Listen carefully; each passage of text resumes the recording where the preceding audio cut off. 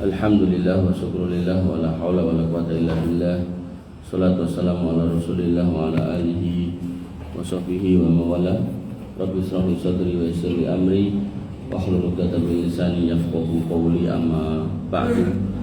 Bapak Ibu yang dirahmati Allah, alhamdulillah kita bisa berkumpul lagi di rumah di antara rumah-rumah Allah dalam rangkaian kewajiban kita sebagai seorang muslim, yaitu ibadah berupa sholat berjamaah yang dilanjutkan dengan majelis ilmu, yang mana majelis ilmu juga masih kewajiban kita, dan ilmu yang terbaik yaitu yang dibacakan, sampaikan di rumah di antara rumah-rumah Allah dan dibahas di dalamnya Al-Quran, dibacakan, dijelaskan isinya, termasuk juga sunnah Nabi Shallallahu Alaihi Wasallam. Dan pada kesempatan malam hari ini, bagaimana tema kita yaitu tentang dosa-dosa besar. Nah, tapi ada tapinya. Karena dalam rangka datangnya bulan Muharram, maka saya menyelipkan materi tentang keutamaan atau kemuliaan bulan Muharram. Dan nanti ada sebagian TBC, ya, tahayul bidah khurafat, yang bertentangan dengan syariat, yang harus kita pahami bahwasanya itu sebagai sebuah kekeliruan yang harus diluruskan. Dan tentu harapan saya ini bisa menjadi tambahan hasanah keilmuan, sehingga kita bisa menghadap Allah Subhanahu wa taala di atas ilmu dan tidak di atas kesalahan, apalagi dalam menyikapi bulan-bulan Islam. Bapak Ibu yang dirahmati Allah Subhanahu wa taala, langsung saja Allah Subhanahu wa taala berfirman tentang bulan-bulan haram, bulan-bulan mulia.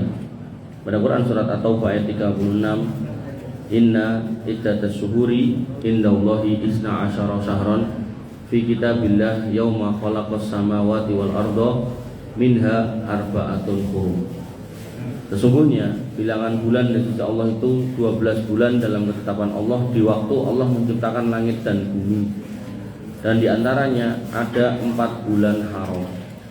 Jadi Bapak Ibu yang dirahmati Allah, ketika Allah sudah selesai menciptakan langit dan bumi, Allah juga menciptakan atau menetapkan 12 bulan. Jadi bulan itu ketetapan Allah, yang bikin Allah. Dan di antara 12 bulan itu ada 4 bulan haram, dan itu juga yang memilih Allah. Jadi yang mengatur, yang menata itu Allah. Nah, kemudian Nabi SAW menegaskan dalam hadis dari riwayat Imam Al-Bukhari, Imam Muslim, dari Abu Bakar radhiyallahu anhu, Inna zamana qad istadara kahayatihi yauma khalaqas samawati wal ardo. Bahwasanya waktu perputaran bulan dan tahun telah kembali seperti keadaan ketika Allah menciptakan langit dan bumi. Jadi pergeserannya itu sempat digeser sama orang-orang kafir pada zaman itu, sehingga akhirnya bulannya itu tidak tepat. Harusnya Ramadan udah geser ke Syawal, harusnya Syawal geser ke Dzulqa'dah dan seterusnya. Kemudian Nabi mengatakan sekarang sudah dikembalikan lagi pada posisinya. Syawal ya Syawal, kemudian Dzulqa'dah ya Dzulqa'dah, Dzulhijjah ya Dzulhijjah. Makanya dalam bulan Hijriyah itu hitungannya cuma 29 dan 30. Sehingga kalau terjadi khilaf tentang awal Ramadan atau Idul Fitri atau Idul Adha, maka itu selisihnya tidak boleh lebih dari 1. Kalau lebih dari 1, itu sudah bisa dipastikan itu keliru. Bahasa halusnya, bahasa kasarnya sesat gitu. Artinya kalau kemudian ada menyelisihi kaum muslimin, apakah yang ikut pemerintah atau taruhlah ormas Muhammadiyah gitu kan, kok selisih sampai 2 atau 3 atau bahkan 5 atau bahkan seminggu, maka itu jelas salah. Dan itu nanti masuk dalam kategori orang-orang yang menggeser bulan haram. Makanya Bapak Ibu yang dirahmati oleh Allah Subhanahu wa taala, ilmu tentang sederhana ini, ilmu tentang hitung-hitungan sederhana ini, itu dalam Islam itu penting sekali. Kenapa? Karena nek geser sampai kadoan, itu pas wajibnya puasa malah nggak puasa, gitu. Atau pas tidak boleh puasa malah dia puasa. Itu contoh mawon. Atau pas tanggal-tanggal haji malah nggak haji. Atau dia haji pada tidak tanggalnya. Makanya pentingnya untuk memahami ini, dan ini sebagai landasan dalam beribadah, karena namanya ibadah itu sudah ditentukan waktu-waktunya.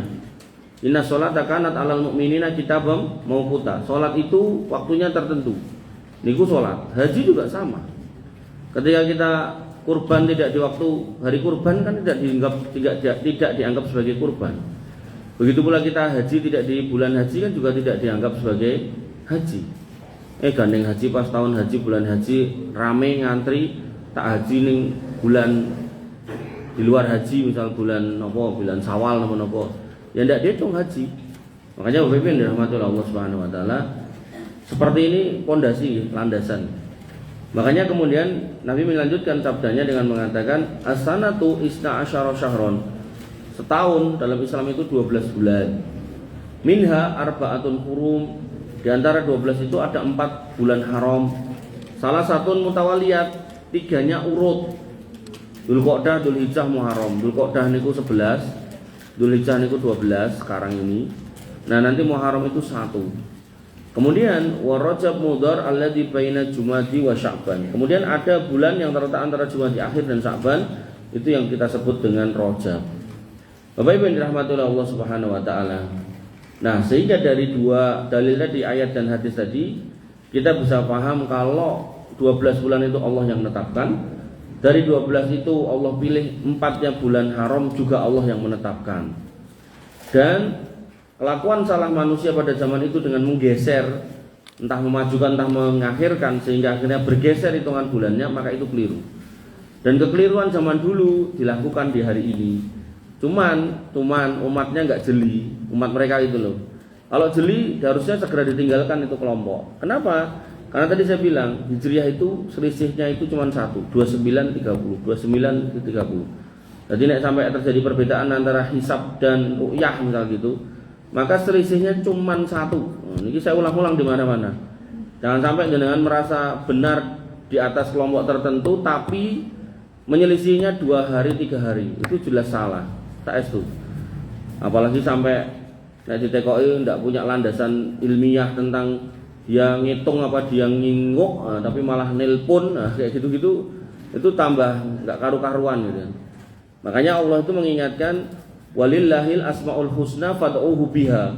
Allah itu punya nama-nama yang baik, itu yang kita kenal dengan asmaul husna, dan berdoalah menggunakan asmaul husna itu. Nah, lalu Allah melanjutkan wa dzaril ladzina yulhiduna fi asma'i. Hati-hati, tinggalkan orang-orang yang menyimpang dalam menyebut namanya. Berdasarkan ayat itu berarti orang menyimpang menyebut nama Allah ada apa enggak? Ada apa enggak, Pak? Ada. Apa perintah Allah? Suruh ngancani, suruh ninggalke? Ninggalke. Kalau ada, berarti itu fakta. Faktanya enggak ada kok, gitu kan. Orang-orang yang menyimpang.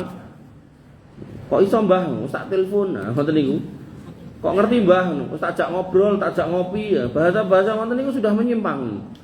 Enggak usah lagi jenengan lihat bajunya, jenggotnya, gamisnya. Nah, udah mengucapkan kalimat-kalimat seperti itu, tinggalkan. Saestu. Gelarnya pun enggak perlu, enggak penting. Nah, nanti ada orang yang ngomong, mungkin saya pernah sampaikan di sini juga, Muhammad itu ismun min asma'illah katanya. Muhammad itu nama dari nama-nama Allah. Maka kalau mau minta ya Muhammad boleh gitu kan. Nah, yang seperti ini udah nggak usah dilihat gelarnya, nggak usah dilihat profesinya, tinggalkan udah. Terus kalau ada mukanya ganti, geser. Neng TV ya diganti channelnya gitu. Kalau di HP ya diganti nonton liane gitu kan. Makanya Bapak Ibu yang dirahmati oleh Allah Subhanahu wa taala, Allah loh yang ingatkan, tinggalkan. Nah, kok tetap ditunggokke ya nanti jangan kena subhat namanya. Nah, kemudian Nabi menyebutkan bahwasanya Muharram itu pun dipunyai atau digelari dengan istilah Sahrullah, bulannya Allah. Jadi bukan bulan sembarangan, Muharram ini loh. Orang Jawa bilangnya suro itu. Nah, Nabi SAW mengatakan afdhalus siyam ba'da Ramadan Sahrullah al-Muharram. Puasa yang paling afdal setelah Ramadan, sekali lagi setelah Ramadan, itu adalah bulan Allah Muharram. Nah, Imam Ibnu Rajab Al-Hambali mengatakan dalam Lataiful Ma'arif bahwasanya sesuatu isim, kata benda, kalau kemudian dilekatkan pada nama Allah, maka di situ berarti sesuatu itu baik. Contohnya waliullah, walinya Allah, ya berarti baik. Baitullah, rumahnya Allah, berarti baik. Nanti ada ke dalam kisah Nabi Sulaiman, unta, Naqatullah, untanya Allah, berarti baik. Nanti ada julukan seorang sahabat itu Asyadullah, singanya Allah, itu baik. Sinten niku? Sinten niku, Pak? Hamzah. Nanti ada sahabat yang dijuluki pedangnya Allah, Syaifullah, itu ya baik. Sinten niku? Khalid bin Walid. Jadi semua yang dilekatkan nama Allah itu baik. Nah, maka ketika Nabi mengatakan di sini yaitu Syahrullah, bulannya Allah, berarti bulan baik. Berarti bulan baik. Ini kita tariin, bulan baik. Nah, nanti ada orang yang mengatakan sebaliknya.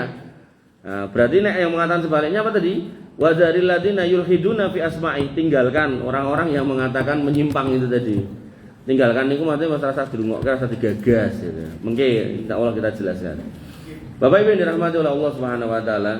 Nah, kemudian Al-Imam Hasan Al-Basri punya kalimat indah tentang bulan Muharram. Beliau mengatakan innallaha iftatahas sanah bi syahri haram. Allah itu membuka tahun dengan bulan haram. Nah, tahun bulan Suro niku.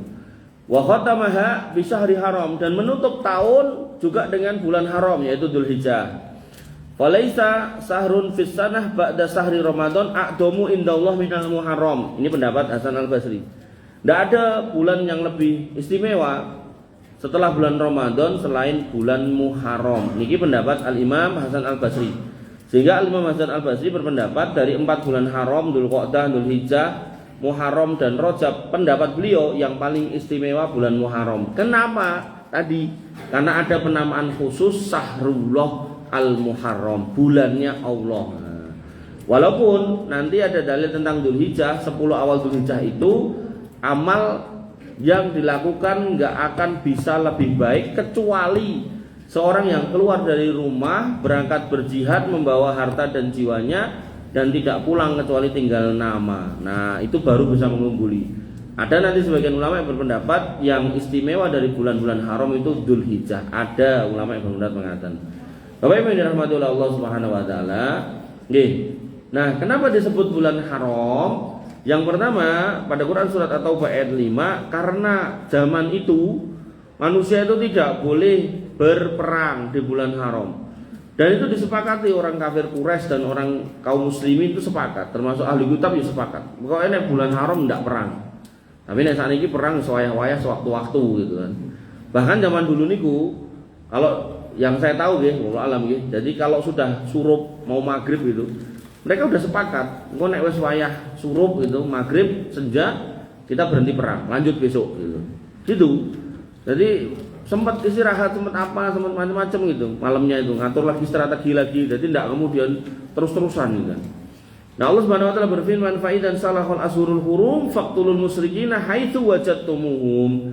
Apabila sudah habis bulan-bulan haram, maka bunuhlah orang-orang musyrik dimanapun kamu jumpai. Ayat ini untuk konteksnya perang di medan perang.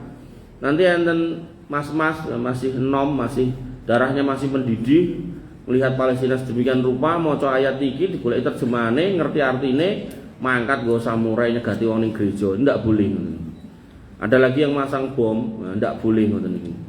Maka Bapak Ibu yang dirahmati oleh Allah, perlu diperhatikan ya, seorang muslim harus ngerti ayat itu diletakkan di konteks apa. Jadi tidak boleh semua ayat itu terus diterapkan di setiap waktu, itu tidak bisa. Apalagi kalau bahasanya udah faktulul musyrikina haitsu wajadtumuhum. Nanti dalam ayat yang lain faktuluhum haitsu wajadtumuhum, bunuhlah dimanapun kamu dapati. Wah.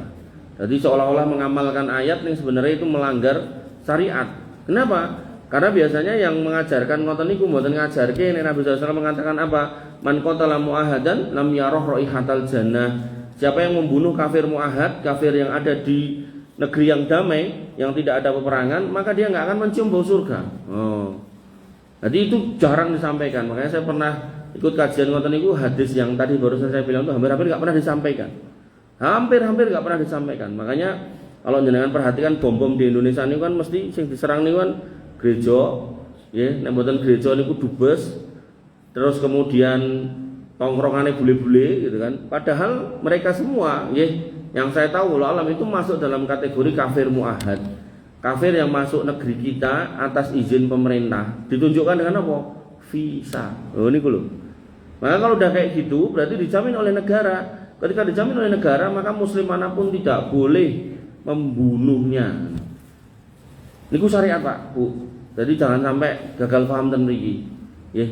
Bapak Ibu yang dirahmati oleh Allah Subhanahu wa taala. Nah, kemudian Allah Subhanahu wa taala juga melarang di bulan haram dan ini menjadi sebab salah satunya tadi nggak boleh berperang, salah duanya kenapa bulan haram dinamakan bulan haram, yaitu karena ada larangan khusus untuk berbuat dosa di bulan haram. Allah Subhanahu wa taala berfirman pada Quran surat At-Taubah ayat 36 di akhir ayatnya Allah berfirman, "Fala tadlimu fihinna anfusakum." Jangan pernah kamu dolimi dirimu di dalam bulan-bulan itu. Sehingga seorang muslim itu diminta untuk latihan. Saya mungkin pernah sampaikan di sini, seorang yang mau jadi pejabat itu diminta untuk melakukan diklat kepemimpinan gitu kan. Nah, diklat kepemimpinan niku kira-kira sebulan gitu kan. Nah, niku nanti kalau udah lulus itu akan dipakai terus untuk naik jabatan sampai mentok. Nah, enten sing mentoke dados lurah sangkrah enten gitu. Masyaallah. Pak Camat enten mboten mriki. Nah, ya ngeten. Niku pelatihannya nggih namung niku mungkin nggih enten melih tapi sing pelatihan di kepemimpinan ketinggalan nggih namung niku. Nek kula dereng nate berarti kan niku jelas berarti saya bukan pejabat. Nah, Bapak Ibu yang dirahmati oleh Allah Subhanahu wa taala. Nah, kembali ke sini nggih. Maka Allah menyebutkan jangan kamu dolimi dirimu atau berbuat dosa di bulan-bulan haram. Nah, nek pejabat niku latihan di kepemimpinan cuma sekali, niku nggih seumur jabatannya, artinya sampai pensiun sampai purna. Maka seorang muslim karena yang dihadapi niku bukan sekedar jabatan, tapi godaan yang luar biasa dengan berbagai macam model, jenis, waktu, terus lawan, wah, kadang ya digoda menungso, kadang digoda barang, kadang digoda macam-macam gitu kan. Dan nafsu sifatnya adalah inna nafsal amaratum bisu, selalu meminta, menyuruh pada yang jelek. Delalah manusia itu ya selalu ditemani dengan jin korin, yo ngajak sing jelek gitu kan. Jadi jelek dua kali. Secara kejiwaan selalu mendorong untuk berbuat yang jelek. Secara luarnya ada makhluk namanya jin korin sing bisiki sing elek-elek gitu kan. Nah, maka cara melatihnya itu enggak cuman sekali atau sebulan tok, atau enggak cuman sekali seumur hidup, mboten. Setiap tahun bahkan 5 bulan, dimulai dari bulan Ramadan, lalu dilanjutkan Dzulqa'dah, Dzulhijjah, Muharram dan Rajab. Nah, sayang 1000 sayang. Nek Ramadan niku setan-setannya dibelenggu, makanya kaum muslimin niku ketok banget nek berusaha untuk memperbaiki diri. Tapi begitu sudah di Dzulqa'dah, Dzulhijjah, Muharram dan Rajab, nah setannya kan sami muncul, makanya enggak terlihat ada aktivitas kaum muslimin yang signifikan kayak di bulan Ramadan. Padahal Allah memberikan catatan khusus, fala tadlimu fihinna anfusakum. Jangan kamu dolimi dirimu, jangan berbuat dosa di bulan-bulan haram. Sampai Al-Imam Qatadah mengatakan, inna dulma fil ashuril hurum a'damu khoti'atan wa wizran minad dulmi fima siwaha. Berbuat dosa di bulan-bulan haram itu dosanya lebih besar daripada di bulan-bulan biasa. Nah, ulama khilaf pendapat dosanya lebih besar niku ada 2 pendapat. Pendapat yang pertama, jumlahnya diperbanyak. Jadi nek bulan-bulan biasa misal dosane kalih, mungkin pas bulan haram mungkin telu napa apa. Ada ulama kedua yang berpendapat kalau dosanya diperbesar niku dosanya tetap 2. Tapi nek di bulan biasa mungkin gedene sak niki aqua gelas gitu kan. Nek bulan haram 4 itu niki gelasnya diganti ember, jadi gede gitu. Nah, mana yang benar? Wallahu alam, pokoknya niku gede gitu kan. Sehingga sama-sama perbuatannya ngapunten bohong misal gitu. Nek bulan biasa niki gelas, nek bulan haram mungkin ember, mungkin ditambahi gelasnya oke ini saged. Nah, itu terserah Allah Subhanahu wa taala. Sehingga harapannya jane ketika sudah latihan 5 bulan niki Ramadan, Dzulqa'dah, Dzulhijjah, Muharram dan Rajab, niku 7 bulan niku jane nggih jangan bermaksiat, ngoten. Tapi enten tahapine meleh gitu kan. Pas Ramadan nggih blong, pas bulan haram blong meleh gitu kan. Akhirnya sisanya yo sama aja. Makanya mungkin saya pernah cerita, saya ada kajian di tempatnya Pak Teguh ini. Nah, itu selalu melewati RRI ini ku Radio Rawan Iman. Nah niku poso-poso yo ora leren gitu kan. Wong poso e kula nate cerita to diawe baji itu. Rong suwe lho, kula kan nenggene ndek minggu wingi niki pekan niki etok-etoke gen kuru, gen ora lemu kaya Om Jon ngono gitu. Nah, kula nganggo sepeda gitu to. Lah kok diceluk banci meneh. Woi, waduh. Arek ngebut ya ora iso wong sepeda ontel gitu. Makanya nggih niku lah musibah nggih. Jadi Ramadan wis ra gagas, bulan haram wis ra peduli, ya sudah, setahun niku nggih isine ngoten niku Indonesia Raya kita ini. Makanya Bapak Ibu yang dirahmati oleh Allah Subhanahu wa taala nggih, seorang muslim harus paham nggih. Ketika jenengan paham ngeten iki, maka jenengan ketika mau bermaksiat ingat tuh, wah iki bulan haram, Dzulhijjah ya haram. Ngur sura ki ya haram gitu kan. Bulan haram, engko nek dosaku tambah gede tambah akeh piye gitu kan. Nah, di situ kita hati-hati, makin hati-hati, sehingga nanti di 7 bulannya kita itu menjauhi dosa. Latihannya setiap tahun sepanjang hidup, buatan kados diklat kepemimpinan yang mungkin sekali 2 kali itu tadi gitu kan. Nah, maka Bapak Ibu yang dirahmati oleh Allah Subhanahu wa taala, nggih. Dan seorang ulama Abu Usman An-Nahdi rahimahullah berkata, dia berkata, "Kanu yu'addimuna salasa asyarat." Kami dulu mengagungkan 10 yang 3. Nah niki anggap aja 1 10 10 10. Nah, cacai telu 10 yang 3. Kami agungkan, kata beliau, para ulama itu mengagungkan 10 yang 3. Yang pertama, al-asrul akhir min Ramadan. Yang pertama itu 10 terakhir bulan Ramadan. Nah, niki kita sudah paham lah, ini udah masyhur. 10 terakhir bulan Ramadan. Dan pengagungan 10 akhir di bulan Ramadan ini di malam harinya karena ada Lailatul Qadar. Sehingga metodologinya ketika jenengan mau mengoptimalkan ibadah di 10 terakhir niki, berarti jenengan harus lek-lekan pas malam. Nah, malam niku dimulai dari maghrib hatta matlail fajar sampai subuh. Ning sampai subuh niku ya sisan subuhan, aja mengke runga dan subuh malah mapan turu tangine engko awan. Nah niku ya kleru gitu kan. Nggih, dadi nggih sak subuhane. Nah, mengke bar subuhan ngantuk jenengan tilem monggo. Niki 10 terakhir bulan Ramadan. Nah, kemudian beliau melanjutkan wal asrul awal min Dzulhijjah, 10 yang pertama bulan Dzulhijjah. 10 yang pertama bulan Dzulhijjah ini utama karena ada hari Arafah. Dan keutamaannya di siang hari. Di siang hari niku berarti mulai bar subuh niku ngantek maghrib. Berarti jenengan optimalkan di siang hari. Nek sing ten mriki pas siang niku jenengan sare istirahat, nek ten mriki pas dalu jenengan istirahat. Dan aku yo meh melek bengi po yo ora entuk Mas angsal ngoten napa. Enten mriki jenengan awan melek nggih angsal. Ning kuat napa mboten ngoten lho. Nek enggak kuat yo pilihannya pas Ramadan niki malamnya, pas Dzulhijjah niki siangnya. Disinilah komprominya para ulama. Nanti ada ulama yang hilaf luwih utama iki timbang iki gitu kan. Saya lebih seneng yang berkompromi. Nah, komprominya ini utama di malam, ini utama di siang. Karena di sini ada hari Arafah, karena di sini ada Lailatul Qadar. Ngoten. Nah, Abu Usman An-Nahdi nambahi, ya, kami juga mengagungkan al-asrul awal minal Muharram, 10 pertama bulan Muharram. Nah, nek yang ini nggih, dalil khususnya saya belum pernah nemu. Sehingga ulama beliau ini berpendapat seperti ini juga nggak bisa disalahkan, juga nggak bisa dibenarkan. Nek dibenarkan wong dalil khususnya nggak ada, nek disalahkan juga nggak ada dalil yang menyelisihinya. Jadi pendapat beliau sebagai seorang ulama insya Allah tetap berpahala 1.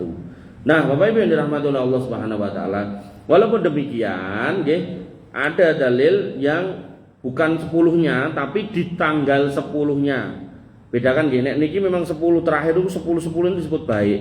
Nek niki 10 yang pertama niki nggih semua disebut baik. Walaupun ten niki yang utama yang malam ganjil yang jatuh di 25, 23, 25, 27, 29, wabil khusus yang nanti Lailatul Qadar. Kalau yang di sini niku spesial niku yang tanggal 9 karena hari Arafah dan tanggal 10 karena hari Idul Adha.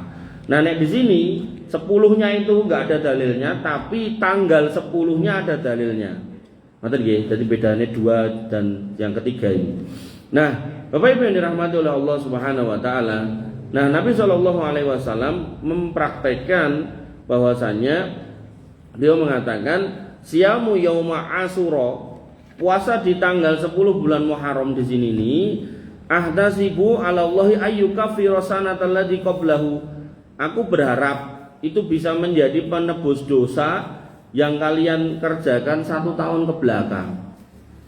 Nah, nek hari Arafah yang di sini tanggal 9 itu menebus 1 tahun ke belakang dan 1 tahun yang akan datang.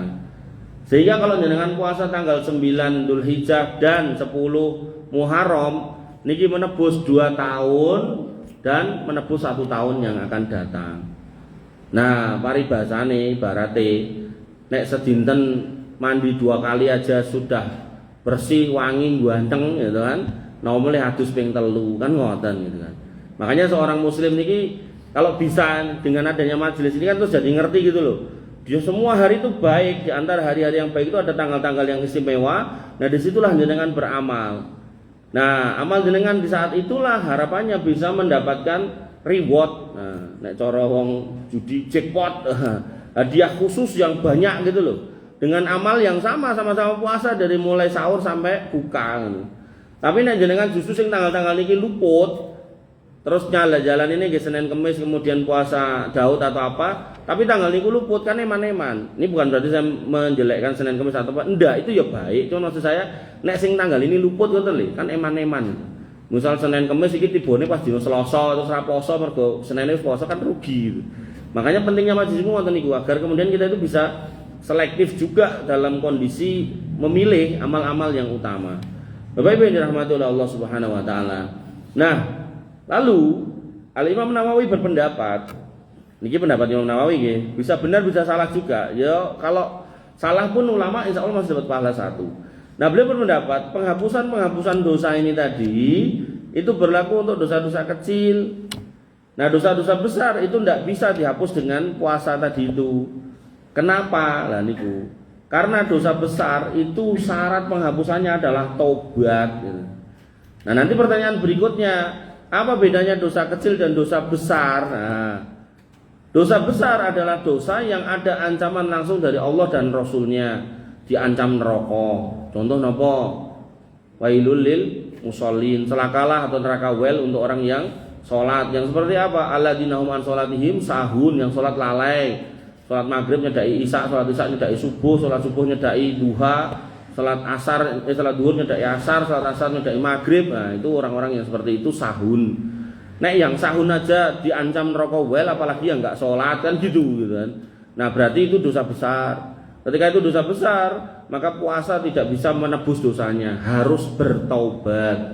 Makanya materi kita sebenarnya baseline-nya materi kita itu adalah al-kabair, dosa-dosa besar. Nah, tapi kita kembangkan, kita perdalam lagi harapannya nggih, pengetahuan kita itu bisa lebih kompleks karena yang namanya Islam itu luas.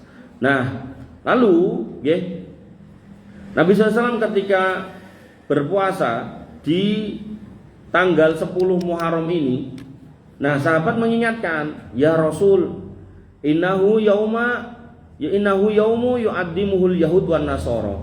Tanggal 10 Muharram niki adalah tanggal di mana orang Yahudi dan Nasrani itu mengagungkan juga. Nah, orang Yahudi niku meyakini bebasnya Musa atau selamatnya Musa dari Firaun itu puncaknya itu terjadi di tanggal 10 Muharram. Nah, orang Nasrani saya nggak tahu keyakinannya apa di balik itu, saya nggak tahu. Pada zaman itu di Madinah nih. Sehingga kalau konteksnya orang Yahudi Nasrani sekarang mungkin yo malah apa kuwi Muharram, mungkin malah ngoten. Tapi nek zaman dulu memang penanggalan itu semua pakai penanggalan Islam gitu. Nah, sehingga nggih nek sekarang udah geser ke penanggalan Masehi, maka ya mungkin nek sekarang orang Nasrani, orang Yahudi tekoki bulan Muharram tanggal 10 kowe nek apa ya, dia malah bingung. Lah apa kuwi? Nah, tapi kalau dulu mereka paham kalau itu kemudian tanggal-tanggal istimewa. Nah, Nabi Muhammad punya kebiasaan Bapak Ibu yang dirahmati Allah, yaitu apa? Kalau di tanggal istimewa itu nggih, kok sama dengan orang Yahudi dan Nasrani, kebiasaan Nabi itu nggak pernah mau sama dengan Yahudi dan Nasrani. Makanya ketika dikasih tahu begitu, Nabi mengatakan, fa idza kanal amul muqbil, kalau sekiranya umurku panjang sampai tahun depan, insyaallah kalau Allah mengizinkan, sumnal yaumat tasi, maka kita akan berpuasa sejak tanggal 9. Itu yang kemudian dalam fikih disebut oleh para ulama yaitu puasa Tasu'a. Pramila sunahnya di bulan Muharram niki puasanya dari tanggal 9 lanjut tanggal 10 yang paling istimewanya di situ. Karena kita mengikuti sunnah Nabi SAW, yaitu biasanya tanggal 10. Kemudian dikabari oleh sahabat, orang Yahudi Nasrani juga mengagungkan, maka Nabi mengatakan, ya wis aku engko tak poso tanggal 9, tanggal 9 nek umurku dawa. Nah ternyata mboten. Nah, falam ya'til amul muqbil hatta tuwfiya Rasulullah SAW. Dan Nabi SAW ternyata tidak pernah sampai di tahun depan karena meninggal. Bapak Ibu yang dirahmati oleh Allah Subhanahu wa taala. Nah, lalu Nabi tadi mengatakan puasa di bulan Allah Muharram itu lebih utama setelah, atau puasa yang paling utama setelah puasa Ramadan. Nah, puasa apa itu? Apakah ada puasa khusus Muharram? Maka disebutkan dalam hadis Imam Bukhari dan Imam Muslim, anna Rasulullah sallallahu alaihi wasallam lam yasmi sahron kamilan qattun ghairu Ramadan. Nabi itu tidak pernah puasa sebulan utuh kecuali Ramadan. Nah ini kalau ditanya Ramadan toh, niki Dzulhijjah, niki Muharram. Nah, di bulan Ramadan full 30 hari, kita paham ini puasa wajib. Kemudian walam yakun yasum sahron aksara min Sa'ban. Dan puasa dalam satu bulan yang lebih banyak selain Ramadan, setelah Ramadan itu paling banyak Sa'ban. Yang saya tahu wallahu alam Sa'ban itu paling banyak 15 hari. Nah, sehingga ketika jenengan mau mengamalkan hadis puasa yang utama di bulan Muharram, maka jenengan totalnya sebulan itu tidak boleh lebih dari 15 hari. Nah, kalau kemudian ini sebulan Ramadan karena memang wajibnya sebulan, kemudian di Sa'ban itu maksimal 15 hari. Nah, di Muharram maka tidak boleh lebih dari 15 hari. Dia paling boten 14 hari. Nah, 14 hari sudah diambil di tanggal 9 dan 10, berarti cek kurang 12. Nah, 12 settingannya gimana? Maka bisa dengan ambil Senin Kemisnya. Senin Kemis seminggu 2 kali 4 8. 8 tambah 2 10. Niku bisa. Atau jenengan ambil di Daudnya juga bisa. Senin puasa, Selasa ndak, Rabu puasa, Kamis ndak, Jumat puasa, Ahad ndak gitu kan. Nah, nanti di tengah-tengahnya itu jenengan ambil di tanggal 9 dan 10-nya itu. Itu juga bisa. Jadi bukan puasa khusus Muharram ndak ada. Jadi puasa sunnah itu disuruh memperbanyak di bulan Muharram, ngoten nggih. Sematan ugi buat yang jomblo-jomblo. Nah, jomblo nikah ada 2. Jomblo memang belum pernah nikah atau yang pernah nikah tapi sekarang menjomblo. Nah, itu Nabi SAW mengatakan manis tato amin kumul ba'ah falyatazawwaj. Kalau mampu nikah, nikahlah. Tapi kalau tidak mampu, fa illam yastati fa alika bisawm bisyam. Kalau tidak mampu maka puasalah. Kenapa? Fa innahu aghaddu lil basari wa ahsanu lil farji. Karena itu akan lebih menjaga pandangan, menundukkan pandangan dan menjaga kemaluan. Hasrat itu enggak memuncak, mau meledak-ledak. Nah, ini puasa khusus jomblo enggak ada. Adanya ya puasa sunnah niku disuruh memperbanyak. Pramila nanti ada 3 orang jomblo datang kepada Nabi SAW mengatakan, ya Rasul, saya pengen sholat malam terus gak tidur. Yang satunya mengatakan saya pengen puasa terus, gak mau buka. Yang satu mengatakan saya pengen membujang terus gak mau nikah. Kata Nabi, faman raghiba an sunnati falaisa minni. Aku itu puasa yo buka, aku itu yo nikah, aku itu tahajud yo tidur. Sing ora gelem melu caraku yo ora dudu kancaku. Nah, maka dalam hal ini nggih puasa jomblo niku nggih puasa Senin Kemis yang dirutinkan, atau puasa Daud, atau puasa Senin Kemis tambah Daud ditambah Ayyamul Bid. Nah, ngoten. Dimaksimalkan semua puasa sunnah dalam sebulan untuk diaplikasikan. Bapak Ibu yang dirahmati oleh Allah Subhanahu wa taala. Nah, sayang seribu sayang, ketika Nabi sudah menyebut bulan Muharram itu sebagai Sahrullah, bulannya Allah, berarti bulan yang mulia, kok sebagian manusia, sebagian kaum muslimin, wabil khusus yang ada di tempat kita di Pulau Jawa, khusus lagi di Surakarta, gitu kan, itu justru menganggap sebaliknya. Sebaliknya gimana? Mereka sebagian meyakini, entah sebagian besar, entah sebagian kecil, tapi kita besar deh. Lah kok ngerti nek besar, Mas? Buktine sak durunge sura ulem niku keh banget. Ngono pas sura ora enek sing ngulemi gitu kan. Engko bar sura ulem malah keh banget gitu kan. Nah, maka sebagian kaum muslimin meyakini kalau menikahkan putranya atau saudaranya atau dirinya sendiri di bulan Suro akan menghasilkan kerusakan di rumah tangganya. Apakah rame, apakah cerai, apakah selingkuh, ataukah apapun lah pokoknya. Akhirnya mereka banyak yang tidak mau dan tidak berani menikah di bulan Suro. Padahal kembali ke depan tadi, Nabi menyebut sebagai Syahrullah al-Muharram, yaitu bulan Allah itu Muharram khususon. Kembali ke depannya lagi, bulan 12 Allah yang bikin. Dari 12 ada 4 yang utama, Allah yang nentukan. Dari yang utama dipilih 1, dikasih gelar Syahrullah al-Muharram. Itu pilihan. Tapi yang 1000 sayang manusia nggak ada yang milih khususnya di sini.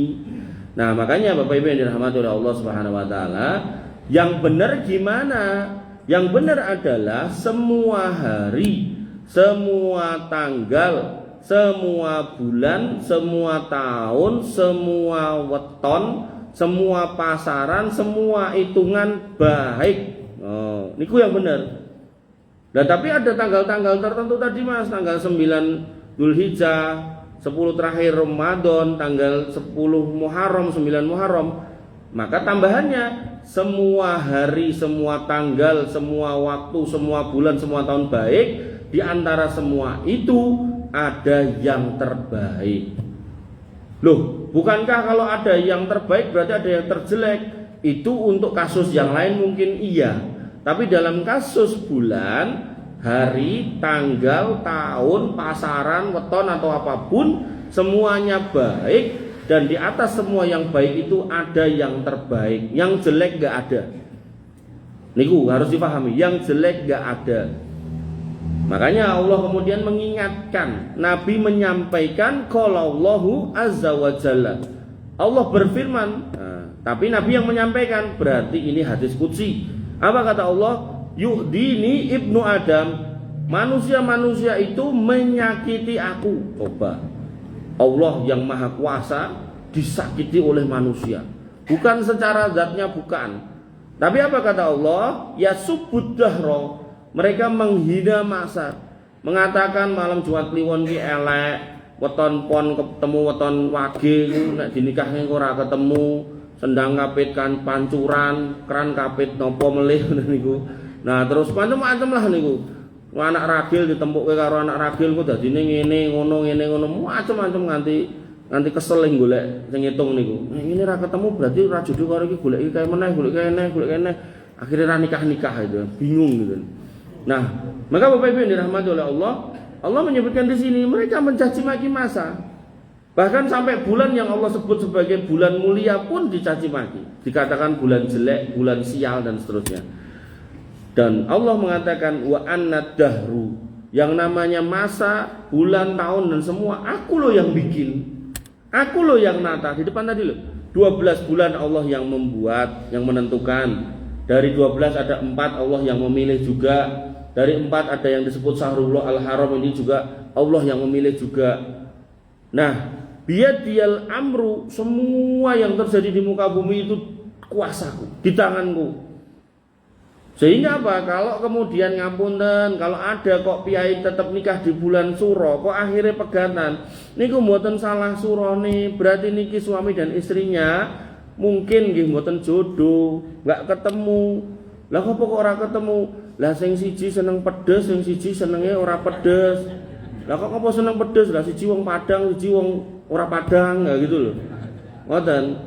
Nah, maka kalau itu enggak bisa dikompromikan, ya ora ketemu. Lah pokoke wegah pedes, lah aku nek kena pedes sithik diare kok ngono. Lah bojoku tak kon sambele didheweke ya wegah mesti tumplek kok. Saeneng-eneng ngger sayur mesti pedes kok. Ya wis pegatan wae lah to. Kan piye ngoten niku. Nah, kalau itu maka yang terjadi bukan suronya yang salah, Pak. Orangnya enggak jodoh. Pripun? Omongane ya pedes. Jadi diare njopo jero.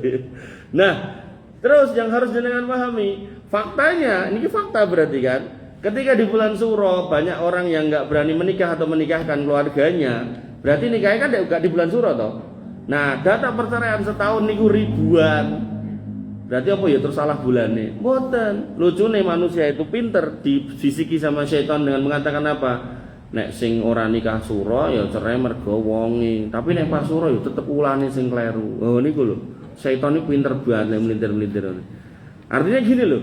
Lah orang banyak yang enggak nikah di Suro ya tetep cerai niku. Ya berarti bukan bulan itu yang salah. Ngoten. Sama kayak gini, ada sebagian orang niku dompete ilang, motor ilang, mungkin ya sok bojone ilang barang, moro ning dukun gitu kan. Nah, banyak yang enggak ketemu itu sing digolek-golek itu. Paling yo candakane dijikuk kancamu, jikuk tanggomu, jikuk dulurmu gitu tok. Wah, akhirnya seudon sama temennya, sama konconya, sama dulurnya gitu kan.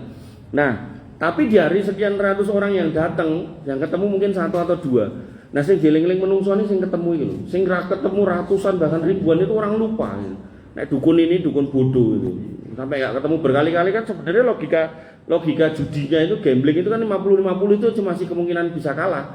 Nah, ini misal dari 100 kali orang datang sing bener mung satu atau dua, berarti kan udah 98% dia salah. Berarti kan ini dukun enggak jelas gitu. Maka Bapak Ibu yang dirahmati oleh Allah, setan pintar membisiki bahwasanya yang salah ini dilupakan manusia, tapi yang benar dieling-eling terus gitu kan. Dan ini yang kemudian harus kita hati-hati dengan bisikan syaitan yang seperti itu. Nah, ketika kembali ke sini, biadiyal amru, semua proses di muka bumi itu yang terjadi itu di tanganku. Uqallibul laila wan nahar, bahkan lo siang malam itu aku yang nata. Kok ya bisa-bisane mbok hina. Makanya Bapak Ibu yang dirahmati oleh Allah Subhanahu wa taala, orang musyrik dulu itu selalu mengaitkan apa yang mereka terima itu adalah kalau baik itu karena diri mereka, tapi kalau jelek mereka menjelek-jelekan hari dan tanggal. Allah berfirman pada Quran surat Al-A'raf ayat 131, fa idza ja'atuhumul hasanatu qalu lana hadhi.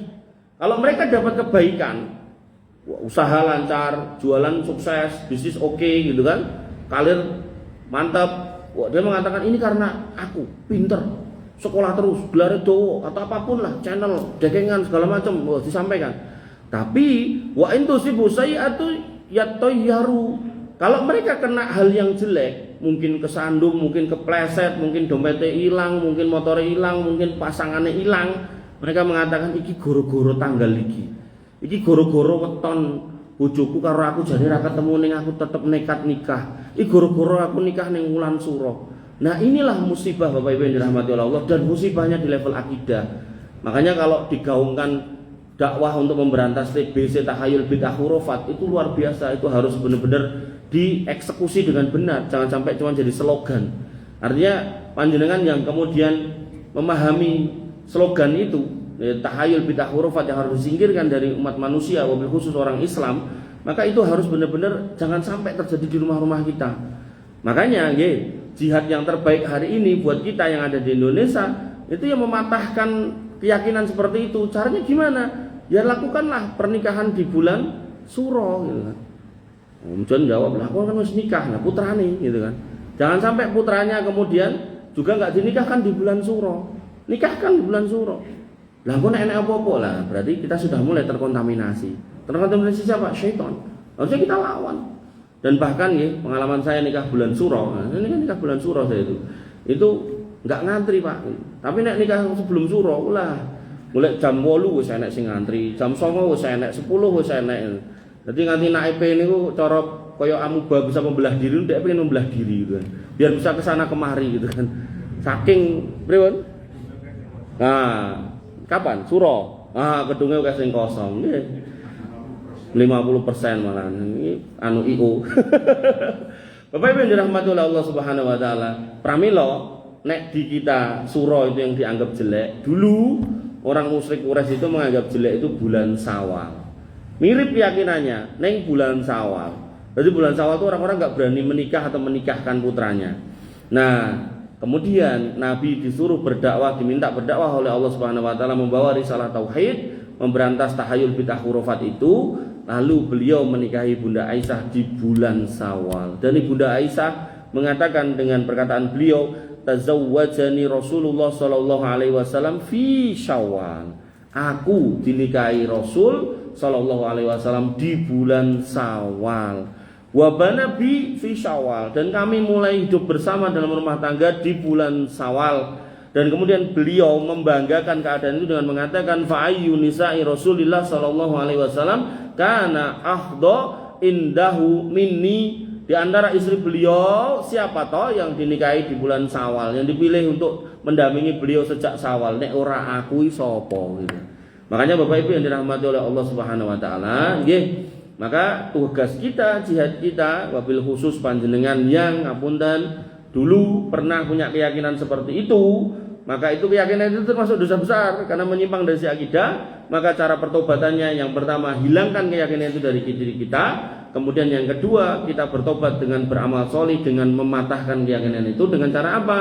Kalau masih punya PR menikahkan putra, menikahkan ponakan atau saudara, atau mungkin jenengan piyambak yang mau nikah lagi gitu kan, maka nikahlah di bulan Muharram. Ngoten, gedungnya kosong 50% kata Pak IO. Terus naibnya juga nggak ngantri gitu kan. Nah, tinggal kok PR paling nek ngundangi wong akeh mungkin wonge ra moro gitu. Kok nikah suro ya. Jojong kok aku sing kena sial akhirnya ra moro gitu. Makanya sebenarnya pernikahan itu nggak perlu gimana-gimana aja nih, sederhana saja. Karena Khalifah Utsman itu pernah menikah dan kemudian Nabi pun nggak diundang karena saking masih masa perjuangan masuk Madinah dapat untung emas segede jentik ini dari kelingking, terus gunakan buat ngelamar, adalah ada wanita Madinah yang mau dan dinikahi. Dan Nabi melihat dia pakai gamis putih, lalu ada bekas parfum khusus warna kuning dan ambunya khusus, baunya khusus. Kemudian Nabi bertanya, kamu habis nikah atau man Utsman? Nggih. Kata Nabi, aulim walau bisa. Nek kowe nikahi wali mau, senajan mung boleh wedhus siji. Sehingga Bapak Ibu yang dirahmati oleh Allah Subhanahu wa taala, nggih, jangan sampai kita mempersulit hidup dengan harus nikah begini dan begitu, harus punya pesta begini dan begitu, akhirnya nggak nikah-nikah atau putranya nggak segera dinikahkan. Ya kalau memang ya nggak ada rezeki untuk kesana, maka cukup dibelehkan kambing satu, diundanglah itu tetangga kiri kanan, sa RT mungkin cukup, nih sa RW kokean gitu kan. Nah, syukur-syukur kalau diundang gitu kan. Nah, maka itu insya Allah lebih barokai daripada harus pesta yang mewah tapi pada akhirnya terlilit hutang dengan banyak sekali yang nanti mikirin kok bakal netes nih malah ambles gitu kan. Bapak Ibu dirahmati oleh Allah Subhanahu wa taala, mbok pilih mekaten yang bisa saya sampaikan, kurang lebihnya saya mohon maaf. Allahu minkum subhanakallahumma bihamdika asyhadu an la ilaha illa anta astaghfiruka